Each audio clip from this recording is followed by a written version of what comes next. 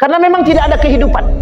Makanya pandangan para dunia ketika itu tidak pernah berpikir bahwa Arab ini menjadi satu kota yang Arab ini tidak akan pernah menjadi bangsa yang besar. Tapi hari ini itu Arab menguasai dunia ketika ditemukannya kilang minyak. Qatar sekarang itu yang paling besar dan paling mahal nilai uangnya itu ada di Qatar, ada di Bahrain. Bapak Ibu kalau tahu Bahrain itu 1 rial Bahrain, bukan Bahrain, Oman. 1 rial Oman itu sama dengan 40.000. 1 dinarnya Qatar itu sama dengan bernilai 40.000. Pertanyaannya adalah mata uang mana yang sama dengan itu sekarang? Tidak ada. Saking kayanya. Makanya Bapak Ibu lihat sekarang perkembangan Arab itu seperti apa. A'udzubillahi minasyaitonirrajim. Bismillahirrahmanirrahim. Assalamualaikum warahmatullahi wabarakatuh. Assalamualaikum warahmatullahi wabarakatuh. Alhamdulillahi rabbil alamin. Alhamdulillahilladzi an'ama bi ni'matil iman wal islam bihima tatimmus salihat. Ashhadu an la ilaha illallah wahdahu la syarika lah wa ashhadu anna Muhammadan abduhu wa rasuluh la nabiyya ba'd. Allahumma salli wa sallim wa barik ala hadzal nabiyil karim. Allahumma salli ala Muhammad wa ala ali Muhammad fil alamin innaka Hamidum Majid. Puji syukur kehadirat Allah atas limpahan rahmat dengan mengucapkan alhamdulillahirabbil alamin. Berselawat kepada Nabi dengan mengucapkan Allahumma salli ala Muhammad wa ala ali Muhammad fil alamin innaka Hamidum Majid. Ya ayuhan nasu taqu rabbakum alladhi khalaqakum min nafsin wahidah wa khalaqa minha zawjaha wa batha minhuma rijalan katsiran wa nisaa wattaqullaha alladhi tasaaluna bihi wal arham innallaha kana 'alaikum raqiba. Wa qala Allah ta'ala ya ayyuhalladzina amanu taqullaha wa qulu qawlan sadida yuslih lakum a'malakum wa yaghfir lakum dhunubakum wa may yuti'illaha wa rasulahu faqad faza fawzan 'azima. Baik Bapak Ibu sekalian yang berbahagia, mudah-mudahan di maghrib ini Allah limpahkan rahmat dan karunia-Nya kepada kita. Allah berkahi, Allah jadikan rumah tangga yang sakinah mawaddah warahmah. Kemudian Allah anugerahkan kita anak-anak yang saleh dan saleha yang selalu berada dalam ketaatan kepada Allah. Amin ya rabbal. Baik Bapak Ibu sekalian yang berbahagia, bagaimana kabarnya, sehat? Ibu-ibu sehat Ibu? Alhamdulillah. Mudah-mudahan ibu-ibu sehat. Apa-apa sehat semua. Ini perdana, kata beliau, ini perdana. Kajian perdananya sirah pula lagi. Jadi sudah perdana sirah pula lagi. InsyaAllah mudah-mudahan bisa istiqamah, jalan terus, pantang mundur. Salah satu ciri daripada baginda Nabi Muhammad SAW itu perjuangan yang pantang mundur. Jadi kalau berjuang itu jangan pantang menengok ke belakang. Jadi kalau nengok ke belakang banyak yang tak jadi. Artinya kami berharap kepada pengurus mudah-mudahan bisa istiqamah berapapun yang datang, jangan usah pikirkan. Karena ada satu perjuangan yang harus kita ambil hikmah daripada perjuangan tersebut. Kami punya masjid tak jauh dari rumah Pak Ketua, tak jauh dari rumah saya. Itu pengajian kami yang datang cuma 5 orang, kadang 1 orang, kadang 2 orang. Tapi alhamdulillah 3 tahun berjalan, hari ini lebih dari 50 orang yang datang. Setelah 3 tahun, tapi artinya apa? Perjuangan. Kita perjuangan itu berat. Memulai itu yang susah. Memulai itu kemudian beristiqomah daripada itu yang lebih sulit. Maka hari ini temanya adalah, bukan tema, judul kita adalah sirah. Sirah itu dia ada sirah, ada fiqhus sirah. Dia ada 2. Ada sirah, ada fikih sirah. Ada tentang perjalanan baginda Nabi, tentang kehidupan Nabi, tapi ada juga fikih sirah. Bagaimana kita mengambil dampak positif daripada sirah tersebut, perjalanan baginda Nabi Muhammad SAW. Tapi ada yang lain daripada itu. Ada yang disebut dengan karakteristik daripada baginda Nabi Muhammad SAW. Dan itu tertulis dalam kitab Asy-Syama'il Al-Muhammadiyah, pribadi-pribadi baginda Nabi Muhammad sallallahu alaihi wasallam.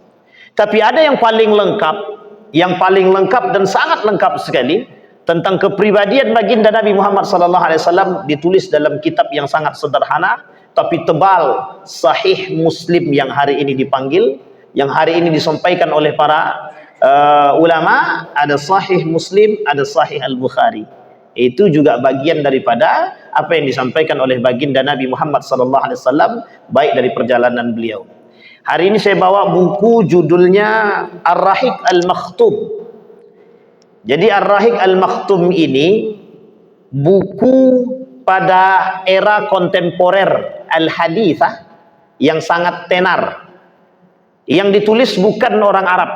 Yang nulis bukan orang Arab. Namanya Safiyur Rahman Al-Mubarakfuri.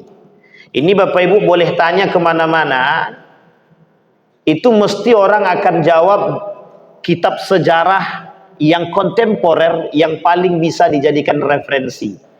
Pengarang kitabnya Safiyur Rahman Al-Mubarakfuri. Nama lengkapnya Safiyur Rahman bin Abdullah bin Muhammad Akbar bin Muhammad Ali bin Abdul Mun'im bin Faqirullah Al-Mubarakfuri Al-A'zami. Beliau lahir di Mubarakfur.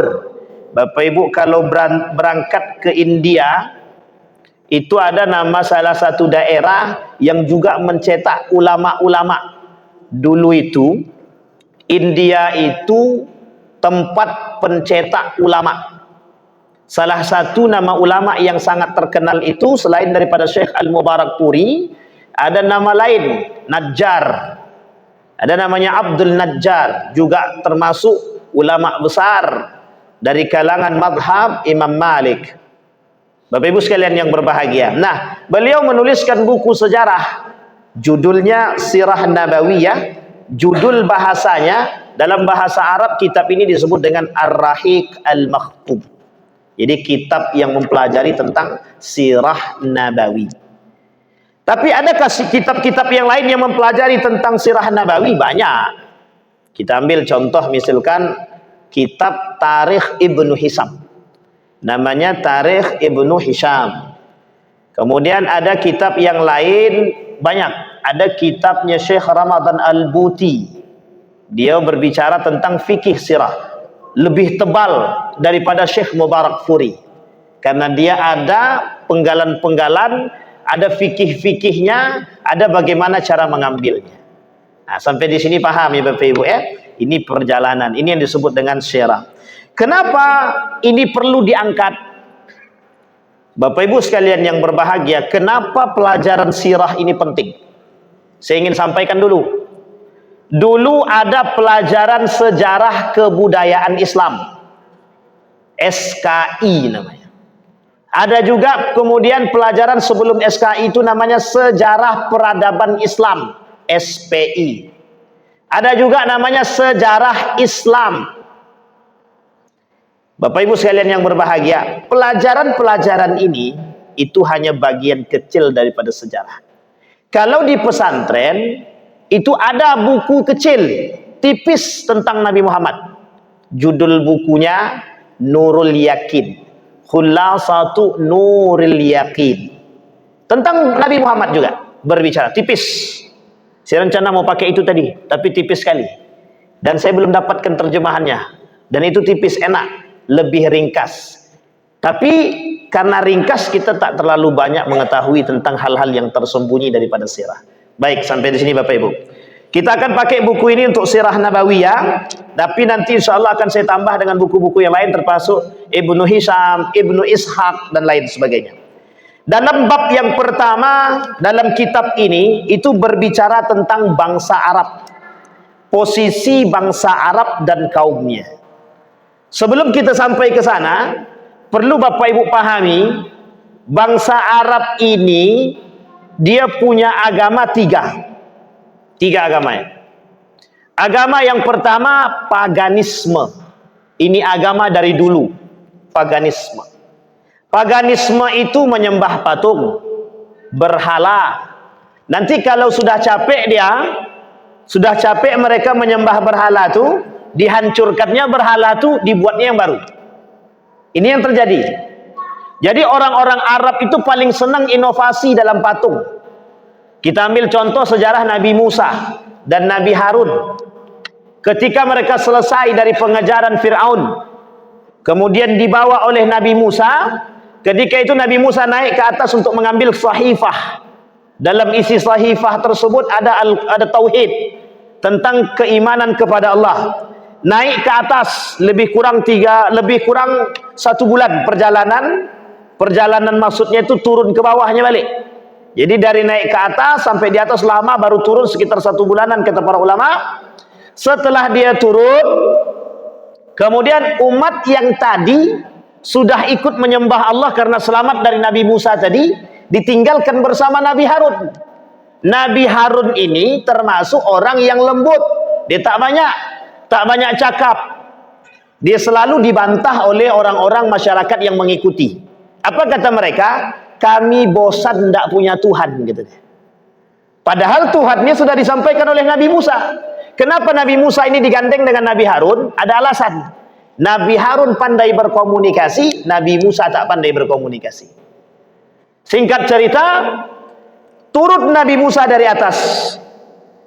Setelah mendapatkan perintah dari Allah tentang ketauhidan, kemudian ketika turun, dilihatnya masyarakatnya, kemudian penduduknya sudah menyembah binatang.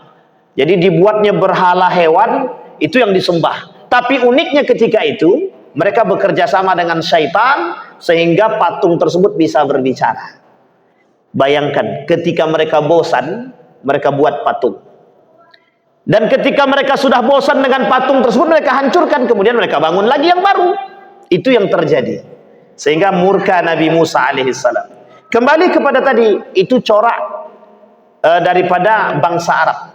Nah, bangsa Arab ini, mereka paganisme yang pertama, yang suka menyembah patung, berhala, dan lain sebagainya. Matahari, hewan. Makanya Bapak Ibu kalau tengok Ka'bah, itu di sekeliling Ka'bah itu dulu, sebelum baginda Nabi Muhammad SAW dibaiat menjadi Nabi, itu sekeliling Ka'bah itu semuanya berhala. Terserah berhalanya apapun. Kalau udah capek mereka hancurkan. Nanti pas lagi masa hari raya mereka bangun balik. Setelah dibangun, barulah kemudian bosan hancur lagi. Begitu terus. Sekeliling Ka'bah. Maka menjadi sebuah tradisi bagi orang-orang Arab dahulu. Namanya Arab Ba'idah. Apa kata mereka? Itu menjadi sebuah tradisi. Tradisi kami adalah menyembah patung. Sehingga melekat. Sangat melekat bagi mereka. Ketika baginda Nabi Muhammad SAW datang untuk kemudian membawa satu agama yang baru, otomatis sesuatu yang sudah melekat pada diri itu sangat sulit untuk dihilangkan. Sangat sulit. Baik. Posisi bangsa Arab ketika itu sebelum baginda Nabi Muhammad SAW datang. Apa ketika itu posisi bangsa Arab? Arab itu diartikan sebagai padang pasir, tandus. Jadi kalau ibu naik, bapak ibu berangkat umrah, kalau kita berangkatnya dari Malaysia, nanti mendekat Jeddah itu belum masuk ke Jeddah lagi, tapi sudah mendekat. Itu nanti kita akan ditunjukkan dengan pemandangan yang indah. Kalau kita sampainya di siang hari, itu akan kelihatan indahnya padang pasir itu. Nampak tuh padang tandus tuh, panas padang pasir tersebut. Dan itu bagaimana dulu baginda Nabi Muhammad SAW itu ketika dia berjalan itu di padang pasir yang begitu. Dan itu menjadi sebuah kebiasaan orang Arab. Dan ada kebiasaan orang Arab itu yang Allah tulis di dalam Al-Quran ketika mereka berangkat pergi perdagangan. Ketika musim semi dan ketika rihlatas syita'i was saif. Ketika pada musim semi, kemudian musim gugur, itu mereka pergi berdagang, keluar daerah untuk berdagang. Itu kebiasaan orang Arab. Jadi orang Arab itu punya kebiasaan, salah satunya adalah berdagang. Kapan berdagangnya? Di musim itu tadi. Makanya Bapak Ibu, kenapa sejarahnya ada kaitannya ketika Islam masuk ke Nusantara, Islam ini masuk ke Nusantara, itu ada kaitannya dengan apa yang disampaikan, kebiasaan orang Arab. Orang Arab ini punya kebiasaan keluar berdagang itu tidak mau di dalam Mekah itu. Salah satu tempat yang mereka kunjungi untuk berdagang adalah Cina, Persia, Mesir. Itu tempat-tempat tertentu. Dan Jeddah termasuk salah satu daerah cuman perbatasan saja, cuman tempat lewat. Jadi Jeddah itu tempat lewat saja. Jeddah itu tempat lewat yang tidak ada penghuninya dulu, dan tidak ada tidak pernah diharapkan adanya kehidupan di Jeddah itu. Tidak pernah diharapkan. Hanya saja dulu ada perkampungan kecil. Begitu dulu. Mereka selalu keluar dari Mekah untuk berdagang.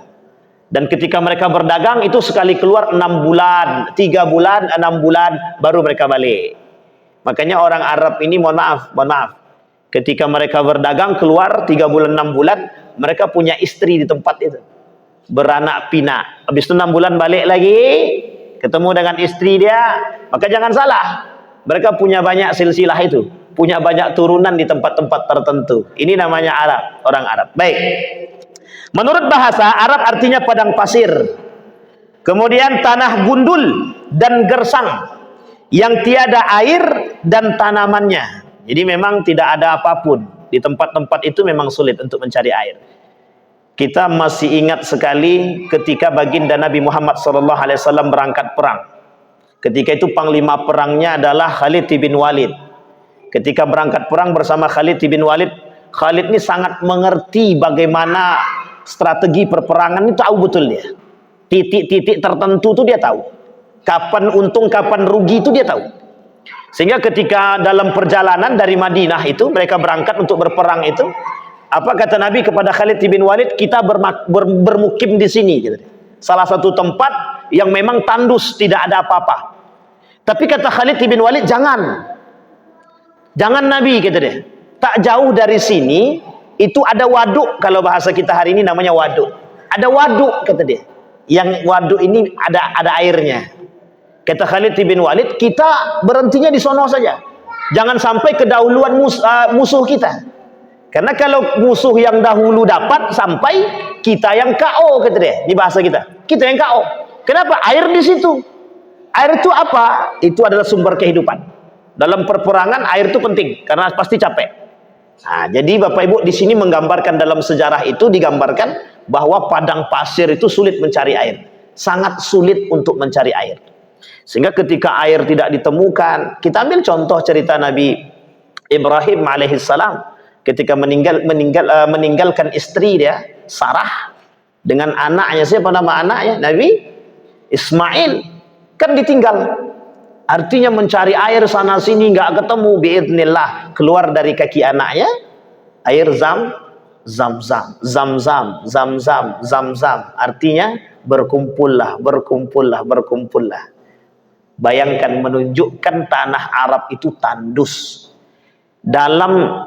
Ini saya ingin sampaikan, ada namanya Arab Spring. Kapan waktu kita coba ungkit sedikit Arab Spring itu. Jadi Bapak Ibu, dalam pandangan para peneliti, itu Arab itu seperti negara yang tidak punya masa depan. Dulu Arab itu seperti negara yang tidak punya masa depan. Kenapa? Orang memandang Arab ini karena saking tandusnya, tak ada pohon, isinya cuman panas. Itu orang tak tahu itu nak buat apa di situ. Makanya orang di Mekah itu keluar untuk mencari penghasilan dengan berdagang. Tidak ada yang berternak, ya berternak 1-2 lah. Bertanam itu tidak ada. Ya apa yang mau ditanam? Pohon sayur apa yang mau ditanam? Ditanam kangkung matilah, tak akan mungkin hidup. Bunga saja tak bisa. Saking tandusnya, sampai para peneliti Barat ketika itu, salah satu orientalis mengatakan begini. Kalau saya tak salah, orientalisnya bernama Montgomery Watt. Apa kata dia? Arab ini dulu itu satu negara yang tidak punya masa depan. Kapan baru nampak masa depan Arab tuh?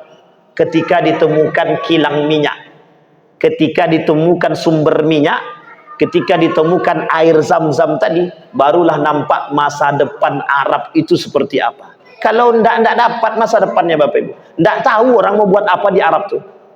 Sampai semenanjung Arab ini. Kalau sekarang sudah dibagi-bagi tuh, ada Qatar, ada Uni Emirat Arab. Ini berbeda ya.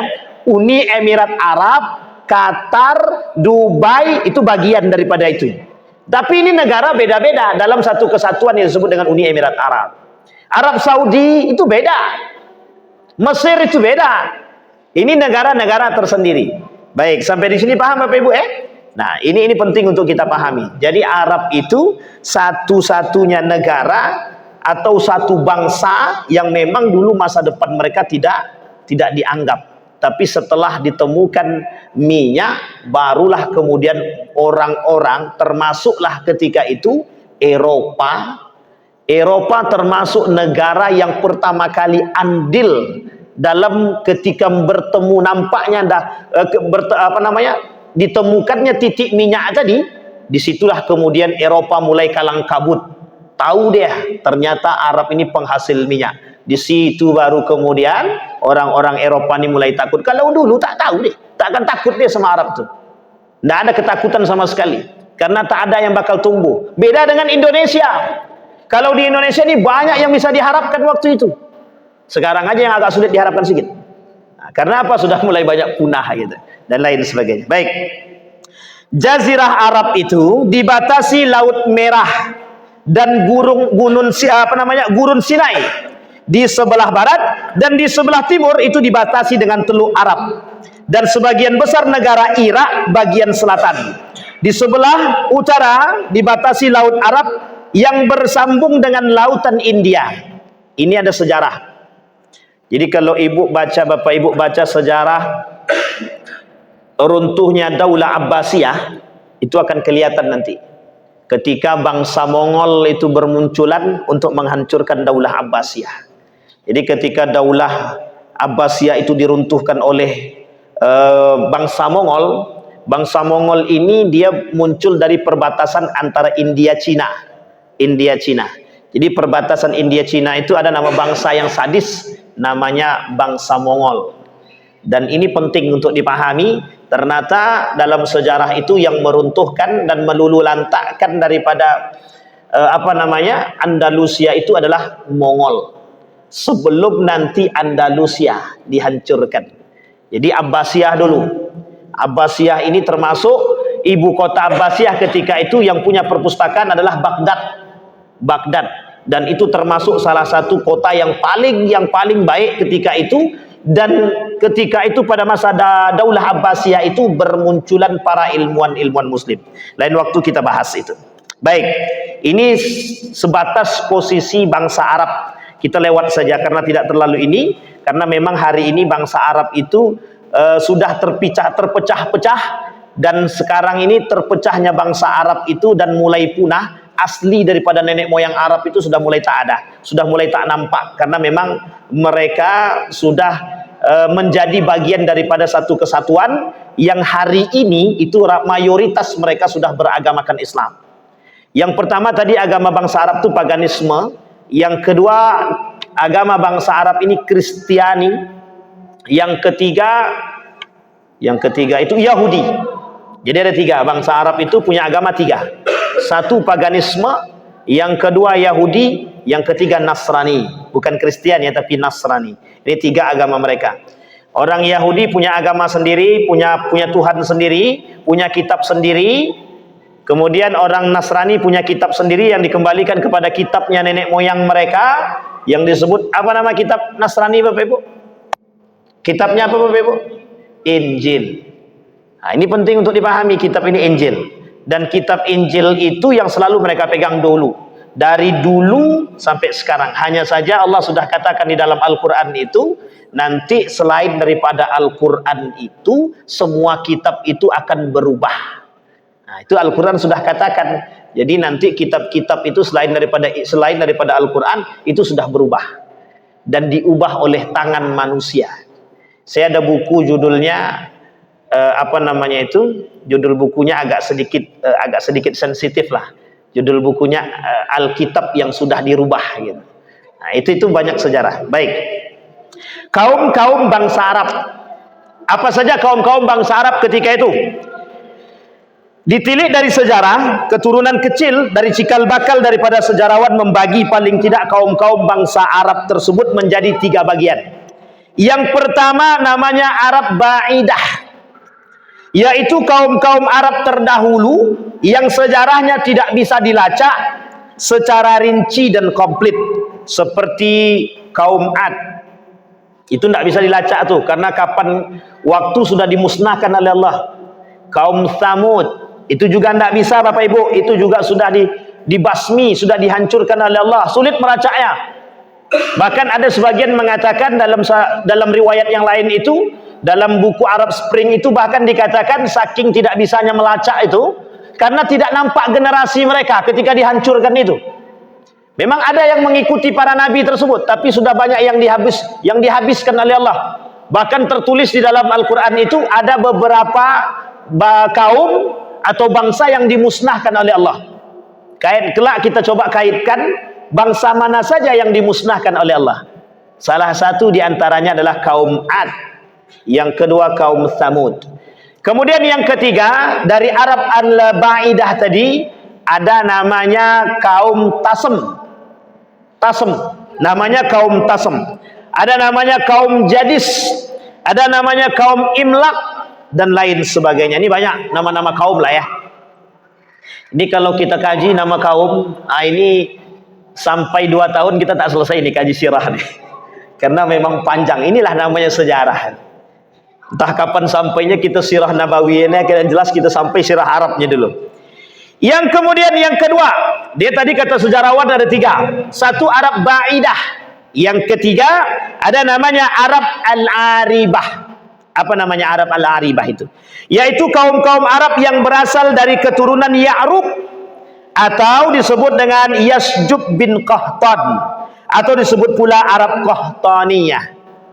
Arab Qahtaniyah. Jadi Arab Qahtaniyah ini, nanti Bapak Ibu pernah mendengar nama sahabat Nabi yang bernama Qahtan. Itu diambil dari salah satu daerah yang ada di Arab, dari bangsa Arab, dan para sahabat Nabi ada yang berasal dari situ, mereka disebut dengan Qahtani. Nanti kalau Bapak Ibu melihat ada sahabat Nabi, ada kemudian para tabi'in yang bernama Qahtani, berarti dia berasal dari kabilah itu. Dia berasal dari bangsa itu. Meskipun tidak bisa dilacak secara sejarah, memang berat untuk melacak ke atas itu karena mereka sudah lama. Arab ini itu sudah ada sebelum lahirnya baginda Nabi Muhammad SAW. Maka sebenarnya melacaknya itu apakah mereka ini keturunan Nabi Adam alaihissalam, itu kalau dirunut dari mana asalnya itu panjang sekali. Nanti Bapak Ibu bisa temukan kepada titik temunya ada di Nabi Nuh alaihissalam. Nabi Nuh alaihissalam. Nanti titik temunya di situ. Karena pada masa Nabi Nuh itu dihabiskan semua. Sehingga yang tersisa yang berpasangan itulah yang kemudian dilepaskan oleh Nabi Nuh, ada yang membuat tempat di mana-mana. Termasuk pada masa Nabi Yakub juga begitu. Nabi Yakub alaihissalam dan lain sebagainya. Kemudian yang ketiga, bagian yang ketiga namanya Arab Al-Musta'rabah. Namanya Arab Al-Musta'rabah, yaitu kaum-kaum Arab yang berasal dari keturunan Ismail. Ismail alaihissalam, yang disebut pula Arab Adnaniyah. Arab Adnaniyah. Sekarang keturunan Nabi kita ambil dulu. Nabi Ibrahim punya dua istri mesti. Berapa anak punya? Yang jadi nabi berapa anak? 2. Kedua-duanya jadi nabi. Dari istri pertama jadi nabi, dari istri kedua jadi nabi. Sekarang yang terkenal dulu, yang paling masyhur ceritanya, siapa namanya? Nabi Ismail. Nabi Ibrahim punya anak namanya Ismail. Dari siapa istrinya Bapak Ibu? Siapa namanya Bu, Bapak Ibu? Nabi Ismail punya ibu namanya siapa? Siti. Tahu pula adik-adik itu lagi kan? Ini masalah kita hari ini itu. Siti Tapi kalau ditanya Sule itu anak siapa Bu? Itu tahu semua itu. Andre tahu. Tapi kalau tanya Nabi, hilang cerita kita sekarang. Jadi Bapak Ibu, hari ini itu kita sengaja dibuat kabur dengan sejarah. Nanti Bapak Ibu tahu di mana titik-titik sejarah sambil saya sampaikan, sambil nanti saya sebutkan di mana mereka menghilangkan sejarah-sejarah tersebut. Jadi pasca runtuhnya Turki Utsmani itu kita tidak boleh belajar sejarah lagi. Kita tidak boleh belajar sejarah. Oleh kaum orientalis itu sudah dirubah-rubah. Termasuk sejarah ini Pak. Termasuk sirah Nabawiyah. Itu ada namanya buku namanya The Golden Age of Islam namanya. Golden Age of Islam. Pengarangnya Montgomery Watt. Dia pengkritik salah satu sejarawan Islam terbaik. Namanya Ibnu Hisham dan Ibnu Ishaq. Beliau kritik habis-habisan. Sehingga yang terjadi apa? Banyak kabur kita dengan sejarah itu, Pak. Banyak. Sehingga yang bermunculan itu bukan sejarah yang original, tapi sejarah-sejarah yang muncul dari Israiliyat namanya. Jadi ada namanya Israiliyat. Artinya apa? Sejarah-sejarah, hadis-hadis Nabi yang dibangun atas dasar pemikiran orang-orang Israel. Oh, coba bayangkan, Pak. Itu serius itu mereka buat begitu. Kenapa kok serius? Agar mereka mengkaburkan pandangan kita terhadap agama. Itu serius.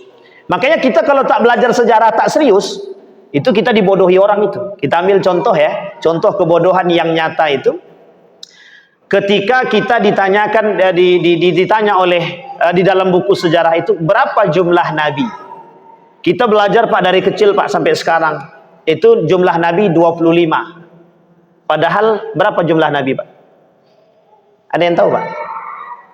Jumlah nabi berapa Pak? 25.000. Ada yang mengatakan 250.000. Itu jumlah nabi.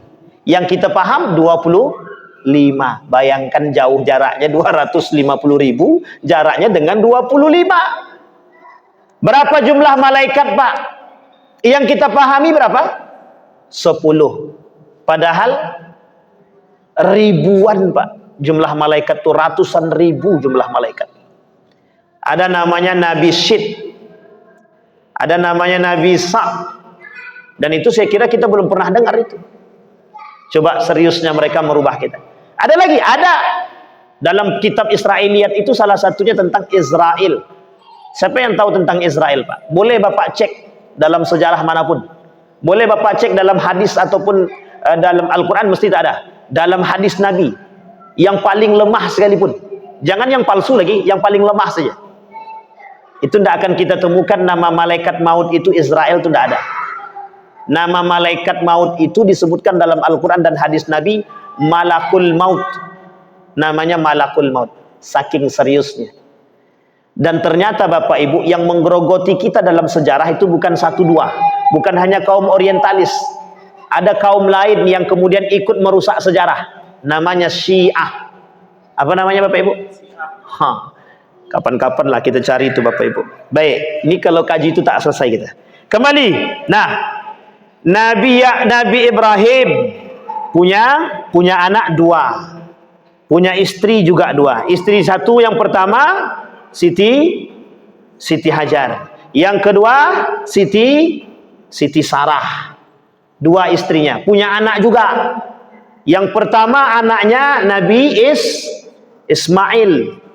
Yang kedua Nabi Ishak. Kedua-duanya jadi nabi. Sekarang pertanyaannya Nabi Muhammad dari jalur mana?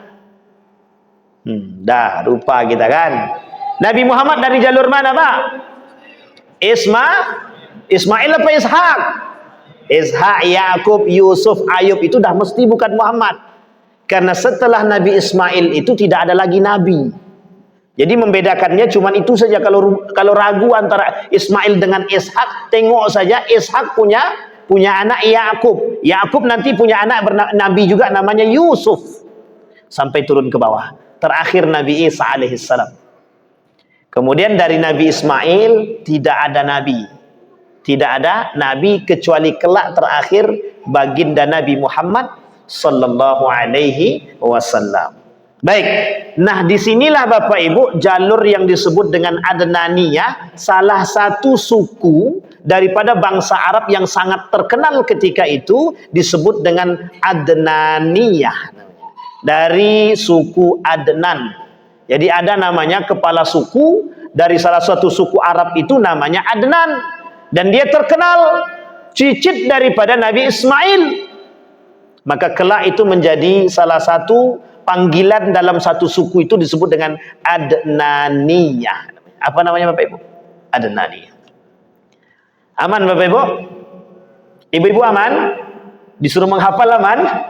Ini kalau disuruh menghafal sejarah aman apa tak aman nih kan, itu masalahnya kan sekarang. Baik. Tempat kelahiran Arab Aribah dan kaum Qahtan adalah negeri Yaman.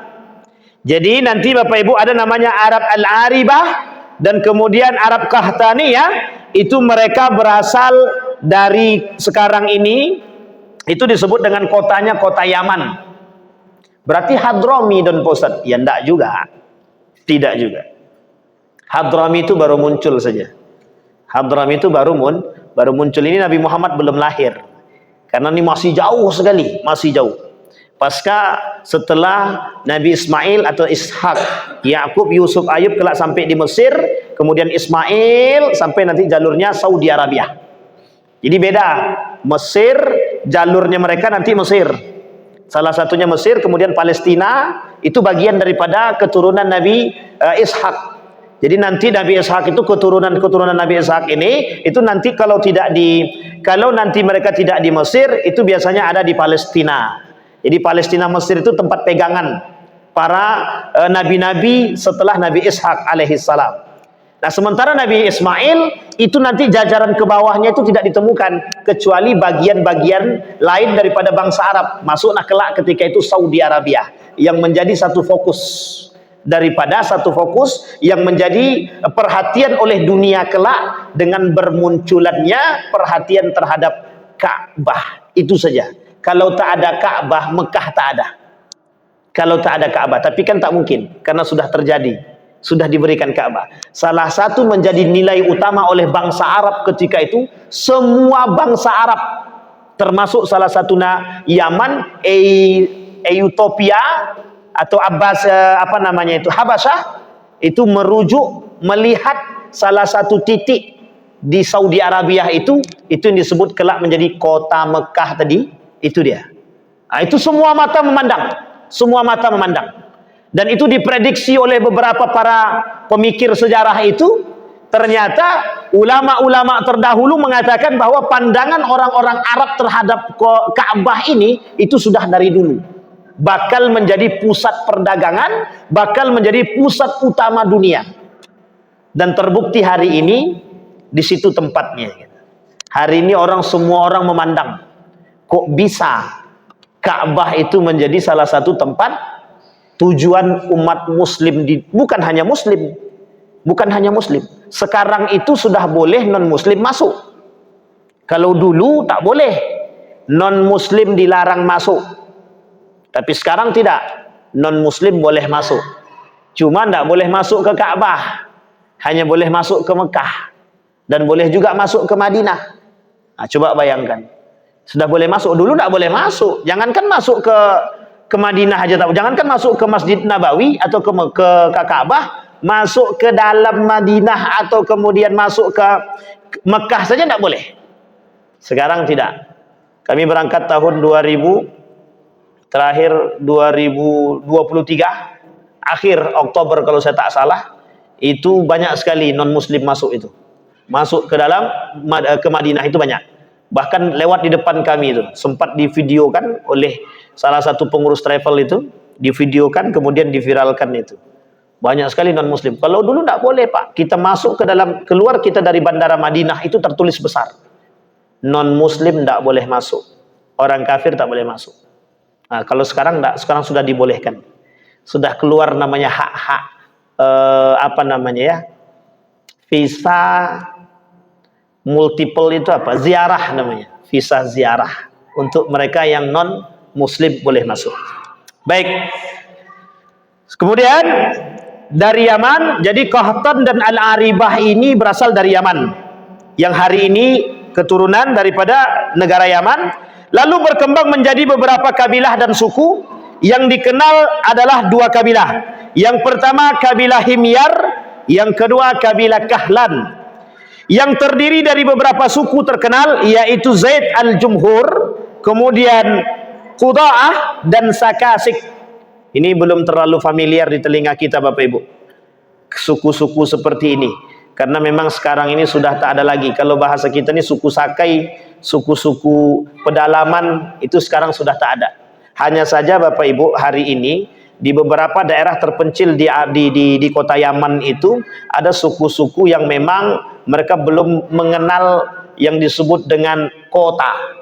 Jadi mereka masih belum pernah datang ke kota, mereka masuk dalam bagian itu yang disebut dengan orang-orang yang kalau bahasa kita namanya badui. Badui. Nanti kelak ada namanya di Arab itu, di Saudi Arabia itu kalau Bapak datang nanti agak jauh sekitar perjalanan 6 jam itu ke arah Riyadh.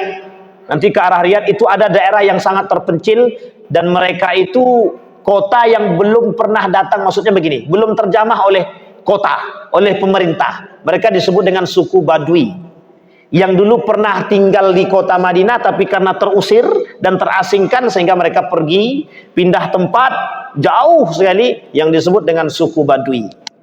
Oke Bapak Ibu ya, baik. Ini sampai jam berapa? Sudah selesai? Sampai azan ya? Baik. Maksudnya? Oh gitu, sampai azan, sholat, habis itu lanjut lagi. Oh, mantap. Nggak, maksud saya azan, kemudian azan jam berapa di sini? Oh sudah masuk ya? Oke. Biasanya di beberapa tempat itu ketika sudah masuk mereka masih jalan. Setelah itu mereka langsung azan, kemudian langsung qomat begitu. Nah, kita lewat sedikit lah, nak, sedikit aja. Nggak apa-apa kan Pak?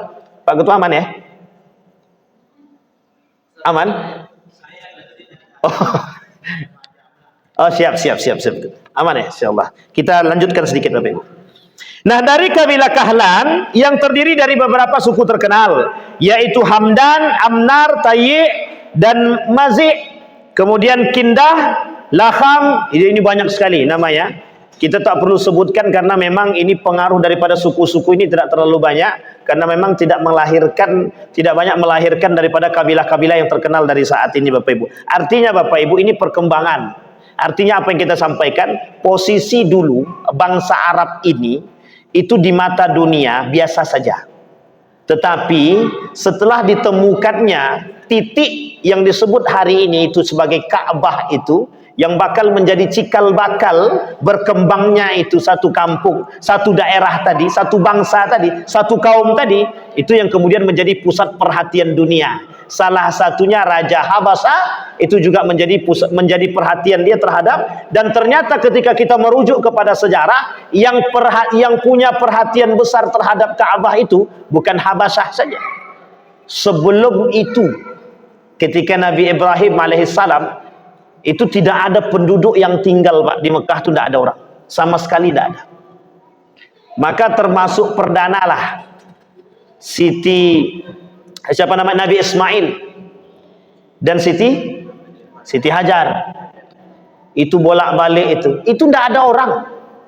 Dulu dianggap tempat jalan saja dan tidak pernah terpikir di situ akan keluar air yang disebut dengan Zam-Zam, dan tak pernah terpikir di situ kalau bakal menjadi pusat perdagangan, pusat tempat ibadah terbesar di dunia. Tak pernah terpikir. Karena jarak tempuh masyarakat itu ke titik itu jauh. Kalau hari ini kita berjalan, kalau pakai motor 30 menit sampai 1 jam. Bapak Ibu boleh lihat dari satu kota ke kota yang lain. Kita ambil contoh, ketika Bapak Ibu di Mekah, coba kita berjalan dari kota Mekah itu ke Taif. Berapa jam kita tempuh? 2 jam. 2 jam perjalanan kita tempuh. Dulu tak ada apa-apa, sedikit pun tak ada. Bahkan makhluk-makhluk itu pun tak ada. Bayangkan Nabi Ibrahim cuma disuruh mengantar istri dia bersama anaknya sampai di situ. Setelah itu ditinggal sama Nabi Ibrahim. Apa yang dilakukan setelah itu? Mencari makan untuk hidup pun susah, karena memang tidak ada kehidupan. Makanya pandangan para dunia ketika itu tidak pernah berpikir bahwa Arab ini menjadi satu kota yang Arab ini tidak akan pernah menjadi bangsa yang besar. Tapi hari ini itu Arab menguasai dunia ketika ditemukannya kilang minyak. Qatar sekarang itu yang paling besar dan paling mahal nilai uangnya itu ada di Qatar, ada di Bahrain. Bapak Ibu kalau tahu Bahrain itu 1 rial Bahrain, bukan Bahrain, Oman. 1 rial Oman itu sama dengan 40.000. 1 dinarnya Qatar itu sama dengan bernilai 40.000. Pertanyaannya adalah mata uang mana yang sama dengan itu sekarang? Tidak ada. Saking kayanya. Makanya Bapak Ibu lihat sekarang perkembangan Arab itu seperti apa ketika ditemukannya dulu tak tahu mereka. Makanya mereka berdagang dari satu daerah ke daerah yang lain. Mereka bawa anak istrinya, ada yang ditinggalkannya, tapi kemudian mereka melaksanakan, mohon maaf, mereka melakukan nikah, bukan nikah mut'ah ya, tapi sampai ke salah satu daerah, ke Cina, mereka nikah. Ketika sampai ke Mesir, mereka nikah. Itu banyak keturunan mereka itu. Sehingga Bapak Ibu sekalian yang berbahagia, kenapa kita perlu tahu bangsa Arab ini? Dulu bangsa Arab itu bukan hal yang mulia. Hari ini Bapak Ibu, bangsa Arab itu adalah bangsa yang mulia. Kenapa kita katakan mulia? Hari ini satu sisi, itu menjadi pusat perhatian dunia. Hari ini, itu menjadi pusat perhatian seluruh agama. Yang kelak agama itu juga muncul, mohon maaf, dari nenek moyang mereka. Yang dahulu itu muncul agama tersebut dari nenek moyang mereka. Hari ini mereka berupaya memandang ke satu titik. Kok bisa bangsa Arab itu menjadi bangsa yang paling berkuasa? Sampai di sini paham Bapak Ibu? Itu masalah kita hari ini Bapak Ibu. Apa maksudnya? Betapa besarnya bangsa Arab yang dulu tidak punya masa depan. Pertanyaannya adalah siapa yang membuat mereka mulia? Yang membuat mereka mulia, mulai mulianya bangsa Arab itu ketika turunnya Islam dan sampainya Islam kepada mereka. Insyaallah kelak kita sambung pada masa baginda Nabi Muhammad sallallahu alaihi wasallam. Saya kira itu saja, mudah-mudahan bermanfaat bagi kita semua. Fa'tabiru ya ulil absar la'allakum tuflihun. Assalamualaikum warahmatullahi wabarakatuh.